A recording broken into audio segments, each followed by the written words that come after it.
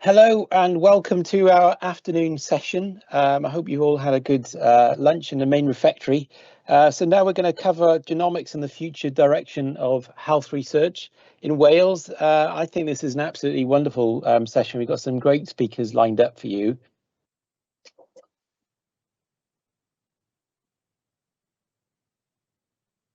Oh, hang on.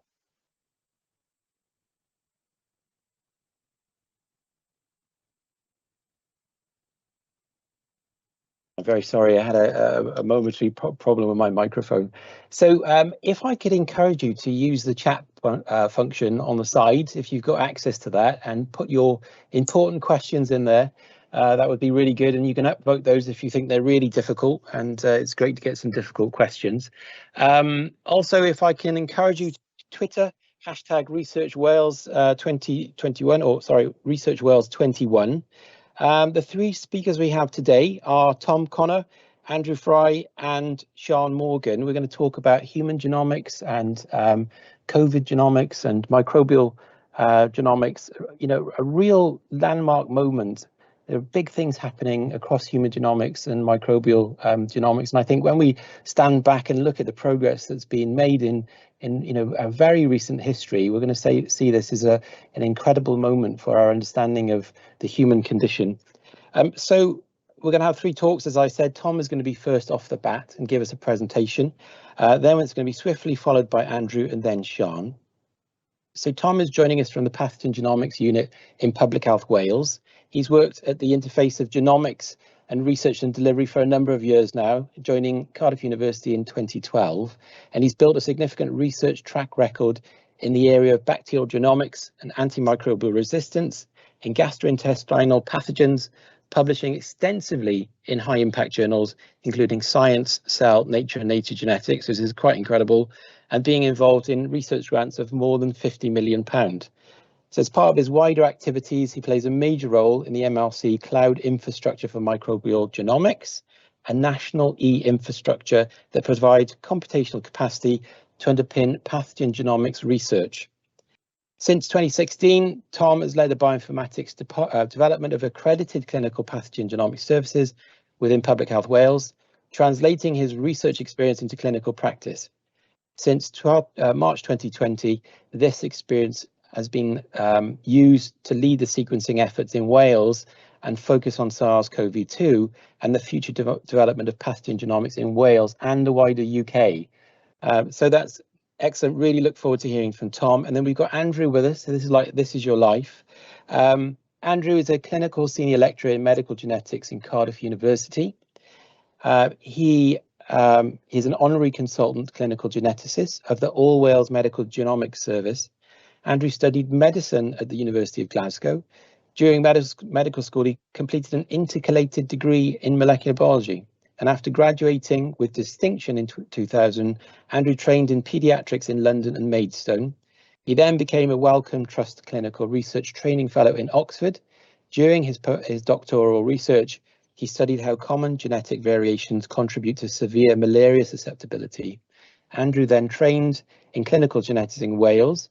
His research in the last decade has focused on using new genomic testing technologies to investigate the genetic basis of early onset brain disorders. Andrew was appointed as a clinical senior lecturer in August 2017 and director of the Wales Gene Park in August 2020.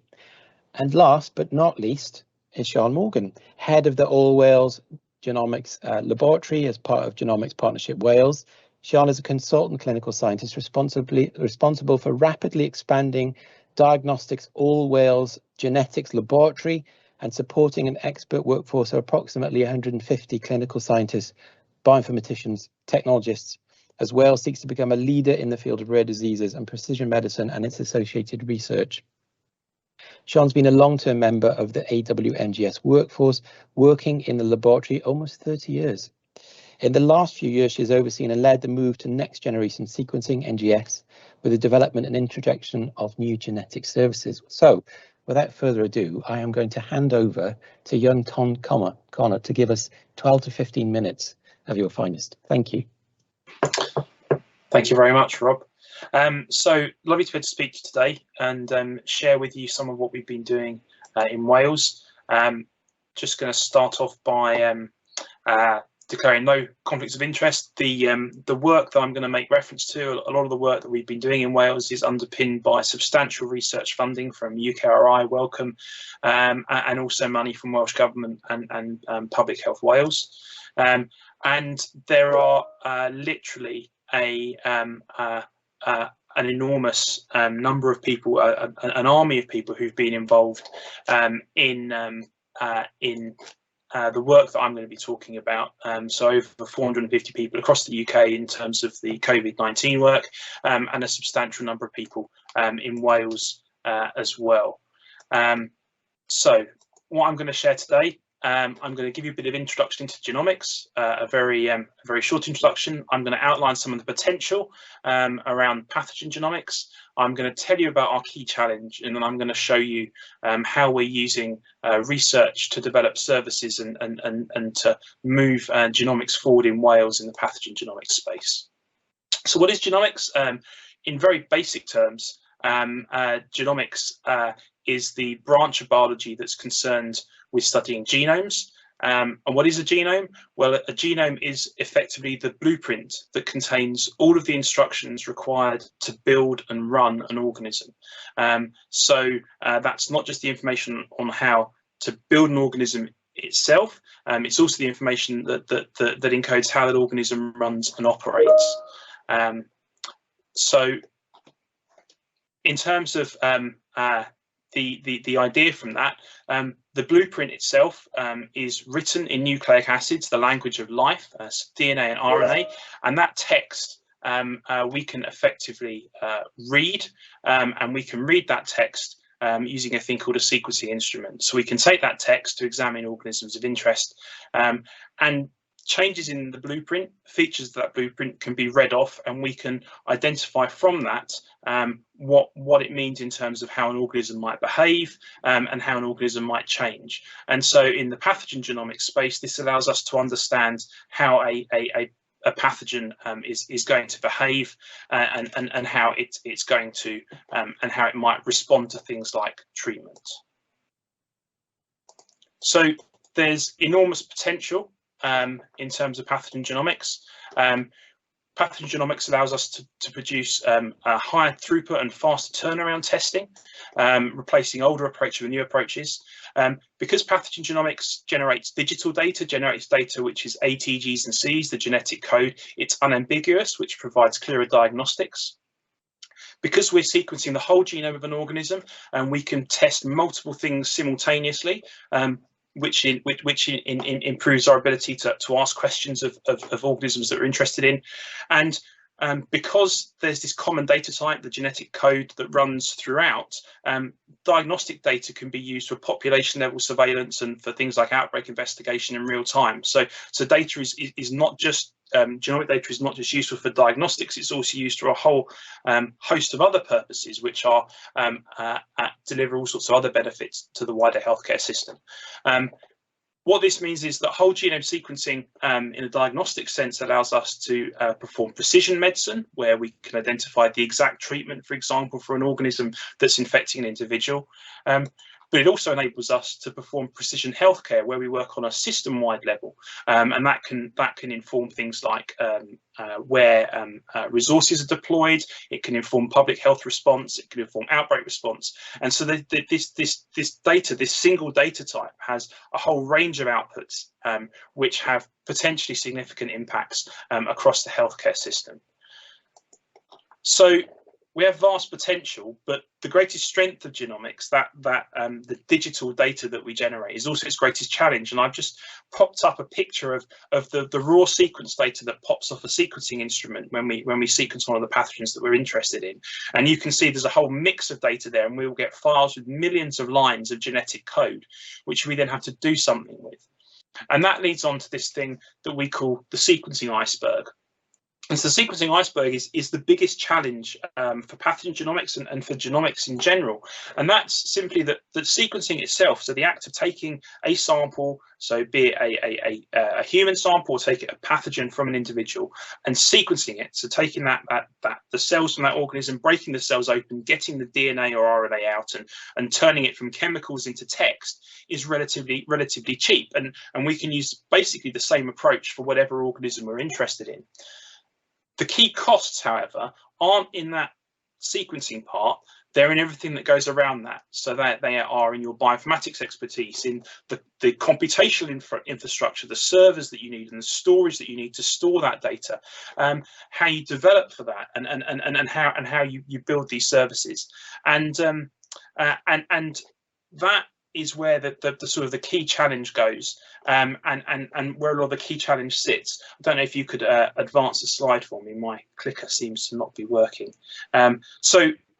In a research sense, those hidden costs can be up to 90% of the cost of doing genomics work, and in order to take all of that that expertise and all that capacity and translate that into healthcare is extremely challenging, and it requires very close working. And so that there's this challenge is particularly significant in a healthcare setting where perhaps as an environment people aren't as used to handling very large quantities of data, and as organizations, healthcare organizations aren't used to handling, so having to host high performance computing and everything that goes with that.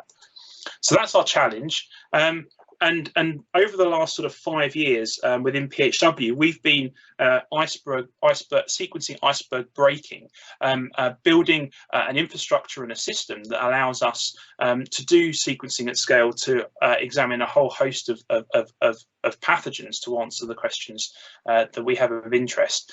So we formally launched in 2018. Work had started as early as 2016, and what I've put up there is just a timeline of some of our key key events in our development, from the development of new services, accreditation of those services, and scaling up capacity.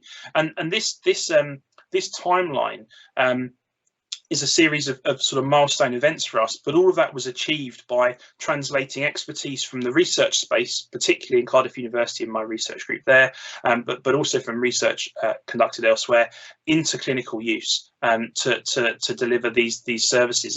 And it builds off the sort of scientific excellence within Public Health Wales, particularly people like Sally Corden and the Pathogen Genomics team there, as well as the expertise from the research group and from the university sector. And so this, the last couple of years, obviously there's been a much more of a focus perhaps on sequencing than there had been previously, and that came with the COVID-19 pandemic. And I've just put up here a sort of graph of case numbers and an example of the sort of how research questions have changed over the last year. And so we started off at the start of the pandemic asking questions like, how did COVID-19 establish in the UK? And then as the pandemic continues, there are questions that come up from policymakers and come up which, you know, have an important implication for how the pandemic is handled. And basically, very early on, a group of us identified that genome sequencing was going to be a really critical tool for understanding SARS-CoV-2 and understanding the development of the pandemic. And so in March 2020, we founded this national organisation, COG UK, which was a network of genomics laboratories from across the UK to do genome sequencing to support the pandemic response. In Wales, that saw us launch a set of services, starting with sort of outbreak response service over the summer of 2020, as well as delivering a host of outputs to people like Welsh Government and to Welsh Government TAG, as well as to SAGE and elsewhere, to support the pandemic response. So taking research expertise and applying it in real time to answer public health questions to allow precision public health. That's transitioned now, and we're now at a stage where across the UK, sequencing is now no longer done by a research network, but is done by the public health agencies across the UK. And in the last couple of weeks, we passed this milestone of 1.1 million SARS-CoV-2 genomes sequenced in the UK, and almost 100,000 of those are Welsh. And so yeah, this is kind of this kind of signposts us, I guess, towards a future of what pathogen genomics can do. so we have at a number of levels at which pathogen genomics can be used. So I've popped up a couple of images. One of them hasn't loaded, but we have at a local level the capacity to look at outbreaks within hospitals to understand the difference of population dynamics of viruses in hospitals versus in the community. At a national level, we can use genomics to track how a pandemic is changing over time, to look at things like imports into and out of Wales, to understand where the virus is coming from and how things like variants are evolving on a wider level. And then we can take that very complex multidimensional data and we can render that down into indicators which can then be fed into Welsh Government to inform pandemic planning and pandemic management, which is something that we do in Wales and is actually one of the first cases of that sort of genomic data being used real time in the world. So what pathogen genomics allows us to do is to realise this possibility for precision public health, and because we're still at quite an early stage in terms of development of pathogen genomics in service, most of this has had to be driven by researchers. So this has involved cutting edge research techniques being applied very rapidly to answer public health questions during the pandemic over very, very short timescales, which has then led to over the course of the last 18 months, the development of a system which is going to place us in a position going forward to be able to utilize this data to make much more to use data in a much more precise way to have impacts across the population. So as of now, we have a set of systems that are in place for looking at pathogens like Clostridium difficile, which is a hospital-acquired infection, things like tuberculosis and HIV, as well as influenza and COVID-19 surveillance. We have work that's going on to look at antimicrobial resistant bacteria and also to sort of enhance our services and offer services in new areas, which will benefit patients both from a precision medicine point of view, but also to further this idea of precision healthcare. But these are all focused on the human, on pathogens that are infecting humans, and actually the challenge for us going forward is to think about the next step, and the next step, I think, from a genomics perspective in Wales is for us to move beyond these single services and looking at a patient with an infection and just looking at that organism, to understanding that pathogens aren't islands, they aren't unrelated to everything else that's going on. There's actually an interconnected network. So there's human health, there's the environment, there's animal health, and all of these things are interconnected as a single system. And at the moment, we treat them separately. We think, microbiologists think in terms of an organism causing a disease in an individual, but actually it's a much more complex network. And the challenge for us is to move towards this more holistic view of healthcare that integrates the pathogen, integrates the human, and understands the impact of the human genome on disease that's observed, understands disease that's happening in animals and how that impacts humans. So, for example, gastrointestinal pathogens from farm to fork, as well as thinking about the environment and the impacts of the environment on that. And so this is the next step. And I guess the key thing is that to realise that One Health, that vision of this integrated future. Genomics is the linchpin for that. So genomics is a technology that allows us to look at pathogens, to look at the hosts, to look at the environment, to understand how organisms are moving between them, what are the links between them, and to really pick out at unprecedented detail the drivers of health in this sort of One Health context. And I think that I've just put up a figure there with an image of some of the components of this and some of the elements of where sequencing data can be used and where data can be linked and generated. And sequencing sits at the very heart of this, and there's so much that's enabled by genomics, and all of that is underpinned in turn by research and by the translational pathway to take research approaches and move them through to something that we can provide as a routine service, which is a significant amount of work to achieve, but something that's really important to be able to manage. So hopefully I've given you a sort of a brief overview there and introduced the fact that genomics is really this a foundational technology on which we can build this platform of precision healthcare. And as a service, pathogen genomics has grown from pathogen genomics research, and it's the pathway to move from the excellent work that our researchers are doing to turning that into excellent work that we're able to do in a clinical setting, which is absolutely crucial. SARS-CoV-2 has been a great demonstrator of that potential and if we can translate that research into practice, what that can mean.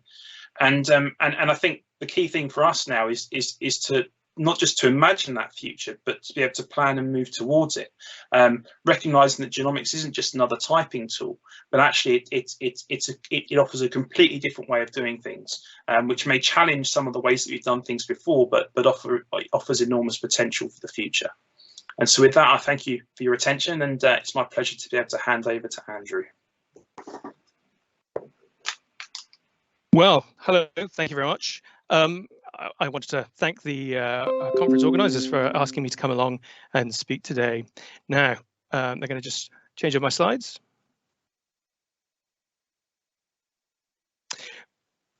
Just while the slides are coming up, I'm just going to explain that my goal for this talk is to give everyone a sketch of the big picture. Highlighting some of the large human, this time, genomic research projects that are underway in the UK and internationally. I will touch on some plans in Wales, although Sian is going to cover more local developments. Along the way, I hope to explain some key differences between the types of projects being done and the genomic testing techniques which are being deployed. Let's begin with some basics. Why are we interested in genomic health research? A key objective is to identify genetic factors linked to disease. Doing this may help us understand the underlying biological mechanisms of health and disease. Understanding which genetic variants are associated with disease will allow us to develop, predict who is at risk of developing disease and potentially guide interventions to prevent the onset.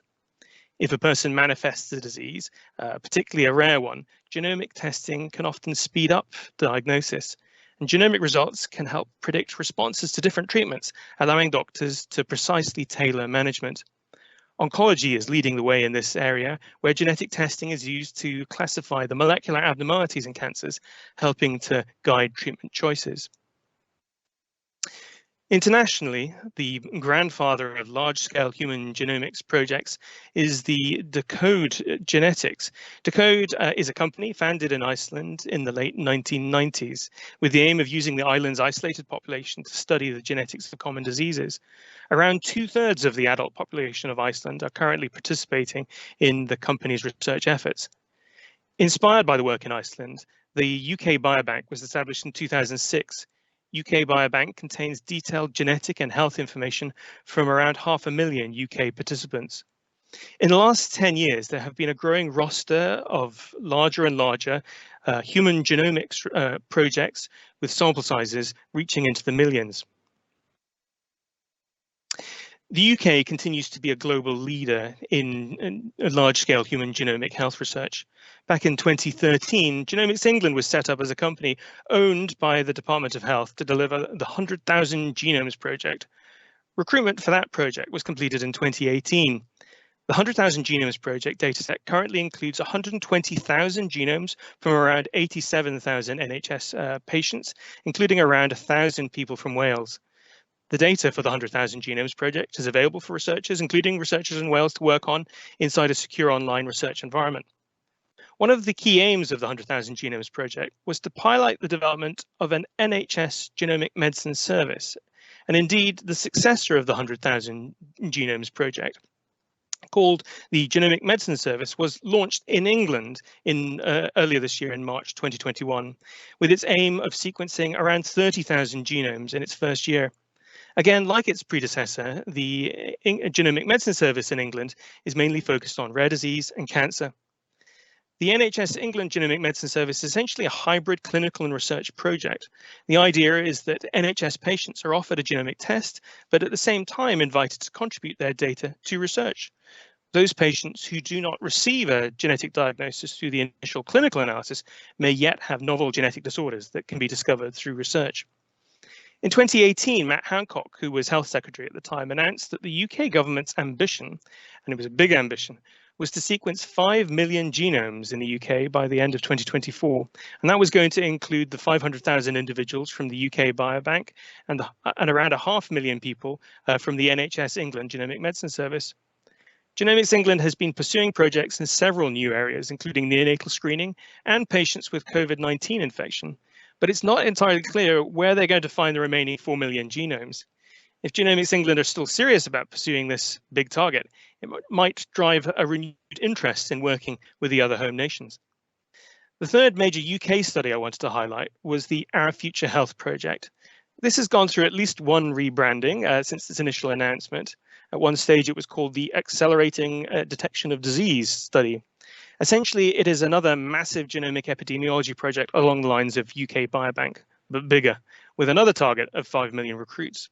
The aim of Our Future Health is to study chronic disorders such as heart disease or diabetes. Participants will donate biological samples and digital health data, and artificial intelligence and big data will use to accelerate research into early diagnosis and intervention. Now, this goal of 5 million recruits is clearly a very ambitious target, and if pursued aggressively in Wales, would translate to around 200,000 people potentially being recruited in Wales alone. Now, you may be wondering why the UK needs two massive genomic projects recruiting similarly huge numbers of patients. And part of the answer is that they are studying different problems or different types of problems and using different genomic testing technologies. The 100,000 Genomes Project and its successor, the NHS England Genomics Medicine Service, are mainly focused on monogenic disease. These are conditions due to changes in a single gene. These include patients with rare and inherited disorders. The example I've given here is cystic fibrosis, but sick kids in the neonatal unit often fall in this group, as do children presenting with neurodevelopmental disorders or severe intellectual disability. In contrast, on the right of this picture, we have a polygenic disorder. These are associated with multiple genetic variants spread across the genome. Many common human disease phenotypes have this complex type of genetic architecture. Examples would include coronary artery disease, high blood pressure, asthma, or susceptibility to severe COVID infection. These disorders often have a strong environmental or non-genetic component contributing to disease predisposition. It is polygenic disorders that are being studied by studies such as the UK Biobank and the proposed Our Future Health programme. Two key differences between monogenic and polygenic disease are, first, the current clinical utility of genetic testing, and second, the types of genomic testing technology that are used. For monogenic disease, clinical utility is extremely high. For well understood genetic diseases like cystic fibrosis, we would expect close to 100% diagnostic rate. For more heterogeneous phenotypes like sick babies or severe intellectual disability, we are still seeing diagnostic rates greater than 40 or 50% in some cases. For monogenic disorders, genetic testing has clear benefits for patients and for wider society, helping to speed up diagnosis, guide management, predict prognosis, and opening up reproductive options. However, for common polygenic disease, the clinical utility of genetic testing is currently still quite limited and mostly a research activity. There are exceptions, testing for acquired gene changes seen in cancer, for example, and I think Sian is going to discuss this further. The other major difference between monogenic and polygenic diseases are the types of genomic tests that are done to investigate them. When a patient has a clear clinical diagnosis, NHS clinicians will do a targeted test to look at one gene or a panel of genes. However, when you have a sick neonate or a child with severe neurodisability, there is an extremely wide differential diagnosis. In these situations, the two go-to techniques are either exome or whole genome sequencing. Exome sequencing is a highly cost-effective approach. It involves reading all the protein making parts of the genetic code, and that's only 1 or 2% of the entire genome. However, that's the 1 or 2% which includes most of the genetic material we can actually interpret. In contrast, whole genome sequencing tries to read everything, the protein making parts plus the bits in between, most of which we can't currently interpret. So you get 50 times as much data for 2 to 3 times the price, but with only around a 5% boost in diagnosis.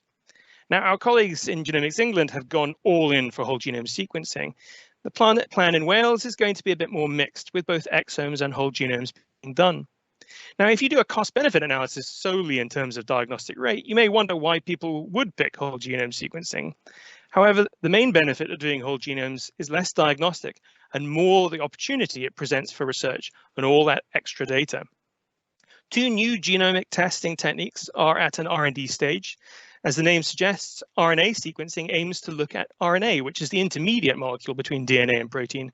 Subtle changes in DNA can occasionally have drastic effects on RNA production. I was going to say that RNA sequencing is relatively cheap and boosts diagnostic rate by around another 5%. The second new testing technique in development is called long-range DNA sequencing, and this technology is exciting because it has the ability to capture complex genomic rearrangements that are currently missed by standard short read technology.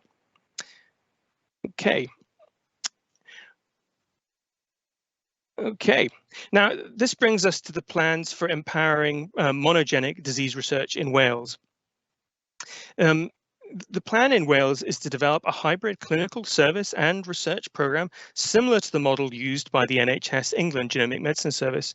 The All Wales Medical Genomics Laboratory will do the bulk of the sequencing, analysis, and storage of the data. The sequencing will be a mix of exome and whole genome sequencing. A key task for my team in the Wales Gene Park will be to facilitate access by researchers to the data generated by the NHS. To make this work, we need multiple pieces of infrastructure in place. First, we need a consent system which integrates permission for research use of the genomic data and leftover samples. Appropriate consent is vital. The tricky part is to streamline the process, ensuring patients are giving valid, informed consent without bogging down busy clinicians with paperwork. This is a difficult balance. Second, we need digital pipelines that either copy or link the genomic data into secure research environments. This has proved challenging historically, as the NHS does a very good job of stopping data from escaping. Thirdly, it is vital that we engage with patients and the public around the design of these systems and how it will impact them. Genomic Partnership Wales and the Wales Gene Park Education and Engagement team are working hard on this. Now, genomic tests for common disease are on their way, but they are still mainly research tools. A statistical approach which often gets mentioned and used to calculate a person's genetic risk for a common disease is a polygenic risk score, also known as a genetic risk score. A polygenic risk score is a weighted count of the many genetic markers that individual carries. Calculating a person's polygenic risk score is much cheaper than genomic sequencing tests done for monogenic disorders. A genomic risk score, genetic risk score, is calculated using data from a SNP chip. SNP chips test hundreds of thousands or millions of known genetic markers, but don't try to sequence the bits in between, so they only cost tens of pounds. Polygenic risk scores are available for many common conditions, such as coronary artery disease, type 2 diabetes, and common cancers. The problem with them is that their predictive power is still limited, and they are not particularly portable between different ethnic groups.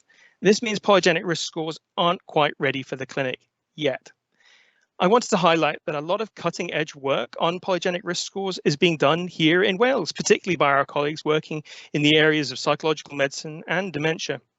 Welsh Government, through the Genomic Partnership Wales, has recently funded the establishment of a joint clinic between medical genetics and psychological medicine, which I hope will serve as a testbed for translational research on the use of polygenic risk scores in the clinic. So, in conclusion, I just wanted to leave the audience with two strategic questions that I have myself. First, given the enthusiasm and resources which are being poured into genomic health research internationally, the key question is Wales mobilizing and focusing its resources in the best way possible to maximize the benefits to our population, to science, and to the economy?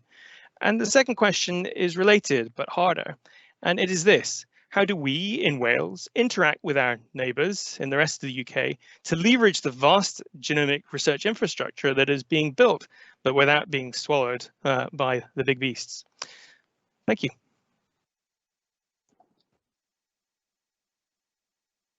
Thank you, Andrew. And first of all, I'd like to thank the invitation today as well to present to you. And thank you, Rob, for the kind introduction as well at the beginning of the session.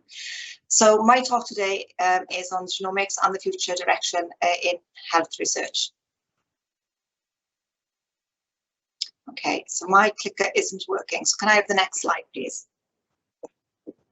Okay, so the UK vision for genomics research is detailed in these two publications. The Life Sciences Vision was published this year, and the Genomic, The Future of Healthcare, was published last year. I just want to pick up on some of the key words within these two publications around evaluating variants, early diagnosis, capabilities, and the aim to improve diagnosis, stratification of patients, referral to clinical trials, and personalised therapeutics. And it's something I'm hoping that will be a theme for the rest of my talk today. Next slide, please. So Andrew's already touched on some of those big UK initiatives out there at this moment in time through the Our Future Health and also within this year. There has been a huge NHSE investment with a blood test called the GRAIL blood test to try and identify asymptomatic and early symptomatic cancer patients and put them into high or low risk categories. Next slide, please. But I'd like to spend my presentation today sort of concentrating on what we've achieved through the Genomics of Precision Medicine strategy that was published in 2017. And we're actually in the last year of that strategy. And I just want to touch very briefly on the clinical laboratory services and how that aligns to the research and innovation. Next slide, please. So through that Welsh Government investment, it allowed us to invest in sequencing instruments that are extremely powerful, the most powerful that there is currently available on the market. Through that investment, it's allowed us within the genomic service to bring services in line that are quite innovative and new. So some of those are across the prenatal services, precision medicine, pharmacogenetics, rare disease, and you've heard Tom today talk about the infectious diseases. The strategy is not complete. We are yet to co-locate human pathogens on the Wales Gene Park under one site. We still have some work to do on consent models. You've heard Andrew talk about data sharing and collaborative research. So for this talk, I just want to touch very briefly on three areas of service development, and that's precision medicine, pharmacogenetics, but I'll start first of all with rare disease. Next slide, please. So rare disease, the technology that we use absolutely determines what information we can give back to the patient. So as Rob said, I started in service 30 years ago. We were looking at chromosome analysis, and we had a diagnostic pickup rate using that technology of 3%. Within the last decade, that has moved on to the use of microarray analysis, and in the last 7 to 8 years, we've had huge UK research initiatives around the use of the DDD program that used and utilised whole exome sequencing, and Andrew's just touched on the 100,000 genome project that used whole genome sequencing. And I truly believe that RNA-seq at the moment is at the cusp possibly of moving from the R&D into more service provision. But there's a lot of work for us still to do, both in the field of proteomics and metabolomics. So we are not there yet, and there's lots of research still for us to do. Next slide, please. So within service in the last year, we have launched the Wales Infants and Children's Genome Service, which we call WINGS. WINGS has a diagnostic yield currently of 45%. It is a whole genome sequencing using short read sequencing. Next slide, please. And the work that we've carried out within this field has led us to be recognised at the 2021 UK Advancing Healthcare Awards, because currently we are the only NHS commissioned services that are using whole genome sequencing for this particular patient cohort. Next slide, please. So we're creating a lot of data. We are using really stringent bioinformatic pipelines and driving through those bioinformatic pipelines, filtering down hopefully to an answer that will explain why that infant is ill. So we need a diagnostic variant that coincides with that clinical assessment. Next slide, please. So we've got a diagnostic pickup rate of 45%, but we've also got unsolved cases. And the diagnostic yield can be improved by up to 10% after reanalysis of the existing data in a research setting. And that is because the child might be too young to manifest key features of disease. The filters may be too strict that we use currently within the NHS, or we haven't yet discovered those genes. So there are around 200 new genetic disorders being published every year. Next slide, please. So currently within the laboratory, we have got a postdoctoral fellow. One of our clinical scientists is co-working with Andrew and answering those research questions that Andrew's already covered around, should we be using different bioinformatic pipelines? Should we be using RNA-seq or even moving from short-read sequencing to long-read sequencing? So through this work, we'll be able to determine from research what we should be then transforming into our NHS services. Next slide, please. So now I'd like to move forward to some of the work that we're doing within our cancer service. And I work within liquid biopsy services within the NHS in Wales. We have an active group of academic clinical colleagues working together and driving through the research opportunities within this area. And these colleagues transcend both from Cardiff and Vale Health Board all the way to Swansea Bay Health Board. Next slide, please. So why should people work with the AWMGS? Well, we are a UK leader in the SMP2 trial. We were only one of 3 diagnostic centres who delivered genomic analysis for that particular trial. And we both worked effectively and efficiently with our diagnostic colleagues here in Wales. Wales, as it evolved NHS and has got significant opportunities to develop single cancer pathways more effectively. We are already an early developer and adopter of liquid biopsy services within the NHS diagnostic service. Through that investment and the use of the sequencing machines we currently have, we launched the Cysgodi service in August this year, which is the Cymru Service for Genomic Oncology Diagnosis. It's a really large cancer NGS panel. And we're sort of ahead of the game of other NHS laboratories adopting that into an NHS service. But we're also co-working with industry, and we are the only UK lab currently within the UK working with industry around a 500 liquid biopsy large gene panel. Next slide, please. So currently we are concentrating our efforts, and can I have another click, please? Within the impact of liquid biopsy within secondary care in that metastatic stage. But we would like to move and see how this technology will, first of all, work within the high cancer suspicion category. So we'd really like to push this technology and see what disruptive pathways we could really come up with for the best cancer outcomes for our patients within Wales. But ultimately, we would really like to push the technology into primary care. Our vision is very much to be able to pick up and profile our cancer suspicion patients when they first present at primary care. Next slide, please.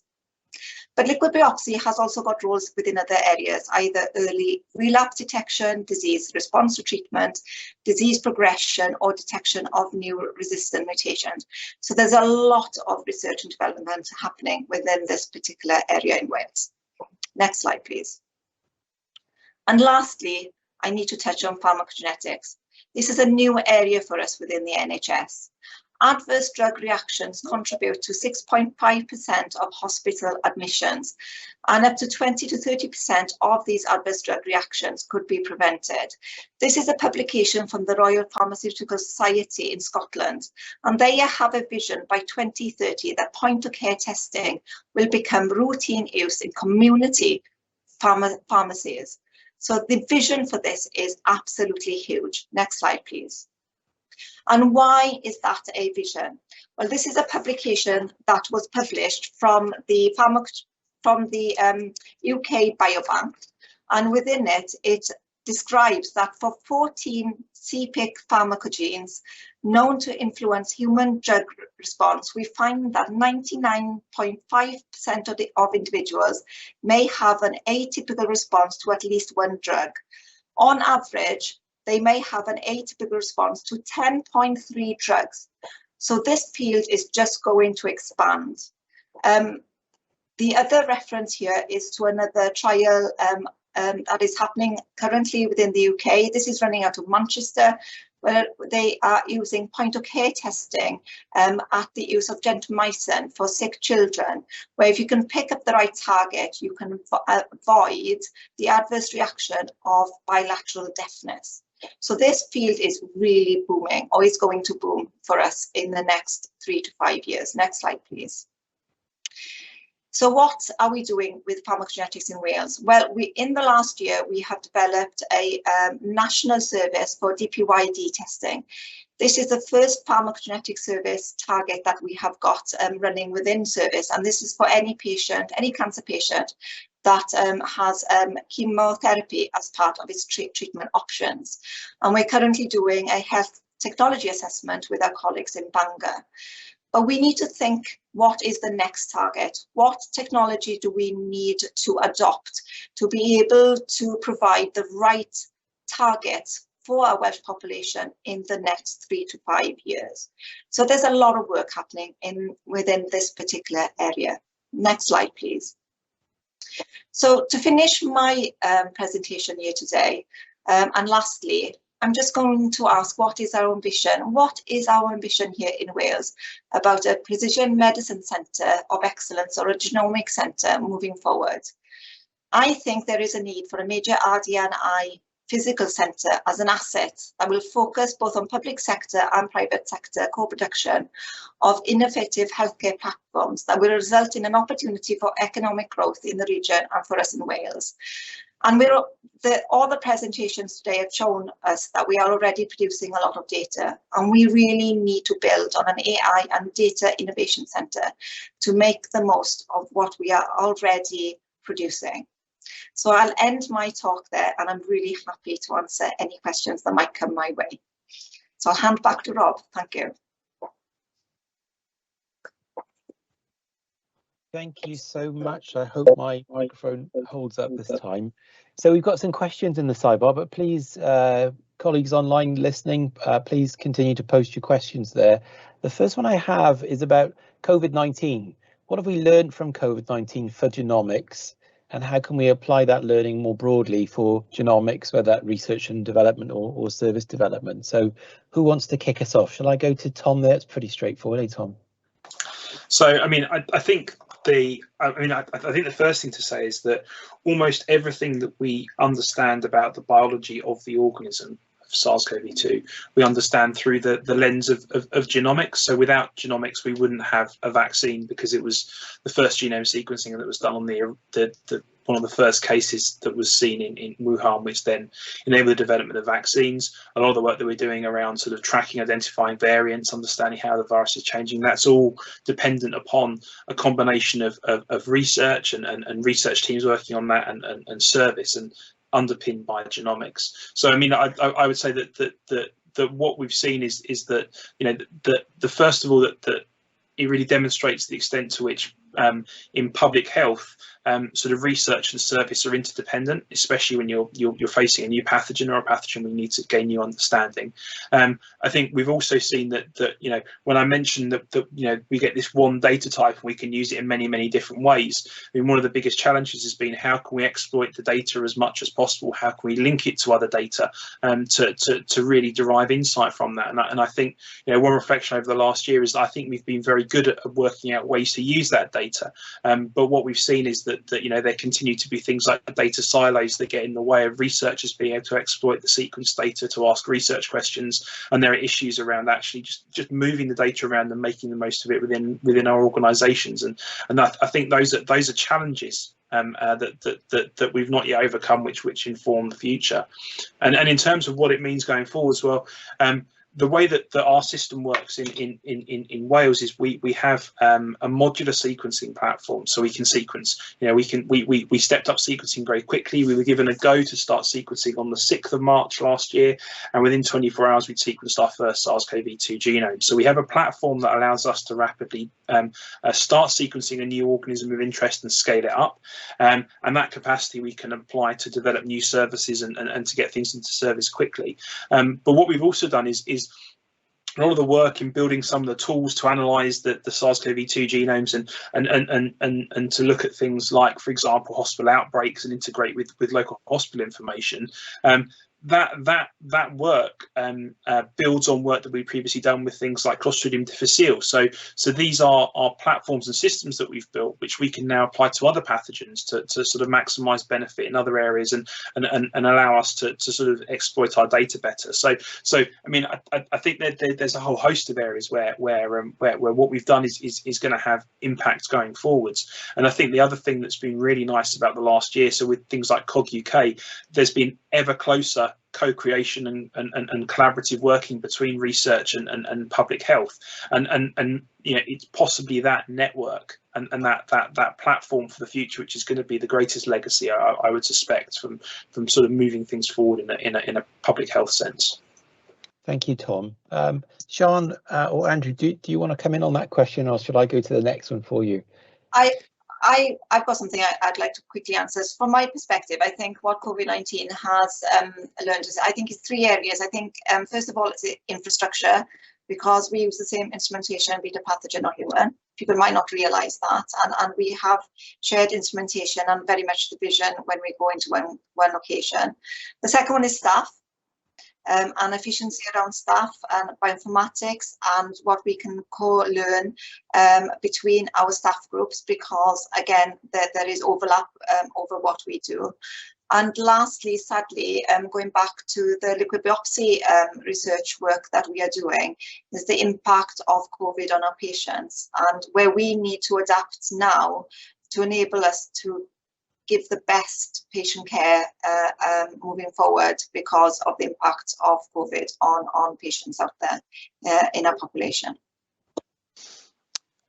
I was just going to jump in and make a scientific point that the winners in terms of making human gene discoveries related to COVID, the winners in the early pandemic were the people like Iceland, like UK Biobank, who already had their 500,000 samples genotyped or sequenced, because they could integrate that very quickly with their healthcare systems. And so as Iceland or as the UK began being infected by, you know, patients with severe COVID, it was almost immediate that the people who had this access to this UK Biobank or Icelandic data were able to start making statistical comments. Now, as it turned out in the end, COVID unsurprisingly turned out to be quite a complex polygenic disorder. And there's been a lot of work, and I think it's shown some really interesting results showing the overlap between the kind of pathogenesis of COVID and what we know about existing associations with autoimmune disease and inflammatory disease. But yes, the winners were the people with the sample in the fridge. Thank you. That was an excellent answers. I've probably got time for one more, so we'll give it a go. I'll try and squeeze in two. So I've got a question here. What circumstances does it make sense for the Wales to go it alone in genomics research rather than align it at a UK level? Who wants to pick that one up? Is that Andrew first? Well, I think it's a difficult balancing act, because I can see there's kind of pros and cons in both ways. I think that scientifically, from a scientific perspective, I personally, if I knew that, and if I was a physicist and I knew England had built a giant hadron collider, I would probably want to use their giant hadron collider rather than building one which was 4% the size. On the other hand, I actually think our lab, and in fact, I know that our lab will do a better job of the clinical work. So this is actually one of the problems with the hybrid clinical research model, is actually I know that the AWMGS lab will do a better job of clinical reporting than what has been set up in England. But scientifically, it's just so attractive to be part of the big thing. But I still want Wales to have its own identity. So I think it's a difficult balance. I'm open to suggestions. Thank you. That's a great escape. Brilliant. Tom, do you want to come in, or Sian? I do. I'm going to be. There's two things. I'm going to be a little bit provocative by saying, so from a pathogen genomics sense, we're world leading in what we do, right? And actually, in quite a number of ways, in terms of services that we provide, we're ahead of what England currently provide. So I'm going to be provocative and say, well, why should it be a case of us aligning to them? It should perhaps be a case of them aligning to us, because we're the ones who are already out there pushing the boundaries. From a pathogen genomics sense, actually, the size that we've got is ideal for pathogens. So we act at a number of levels. So the direction of travel in terms of doing sequencing in pathogens and looking at pathogens is towards the patient. So that would suggest that actually we need to make sure that whatever we do integrates with systems in Wales, and we have some fantastic resources. So things like a nationwide laboratory information management system. So all results from pathology tests in Wales go into a single database, into a single system, and we can exploit that for the benefit of Welsh patients. And if we were to try and align with England, then it would probably not be to the benefit of Welsh patients. So I mean, I think that's from my perspective, that's a critical thing, right? What's best for our patients, and at the moment, that's certainly building on what we've got here and using and working within our system. I think there's also the wider question, which is that it might be, I don't think it is actually. I think we're very cost effective in terms of what we do at the moment. But certainly, one of the problems of giving, of aligning with the UK, especially if it means our data going to somewhere like Genomics England, is Genomics England is based in Cambridge. So you put data there, and then they can exploit that commercially. They employ, a large number of people there to manage that data, and that's all. That's Welsh data. That's benefit which is then being realised in a part of the country that probably doesn't need high-paid jobs, high-skilled jobs to do so. And so actually there is a thing that if we support these services in Wales and as I say, maybe it does cost a little bit more at times, that money's all going into Welsh communities as well. And that's providing a development of expertise here, which can then attract further incoming investment. So I think there's an economic argument as well, which has to be made. So from a pathogen perspective, actually, doing it here and pushing ahead, we can deliver a cutting edge service for Welsh patients that meets our needs here. And that's what we're doing. And that's why we would do it here, and why we would want to try and encourage other people to move up to our level rather than anything else. But there are these wider things as well. Yeah.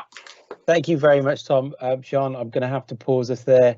It's been absolutely fantastic. I could talk to you guys all afternoon, and I wish we had so much longer. I'm conscious that our dear listeners have to have a break now before they come back for a session on recovery that's going to be chaired by Andrew Goodall, and then the awards ceremony after that. So I think in the reception area there are some free drinks, and pick up your conference bags, and don't forget to leave some feedback. Thank you very much for this session. Apologise for the opening problem with the audio, but I do hope you've enjoyed it as much as I have, and thank you very much for your time and your patience. Take care. Bye.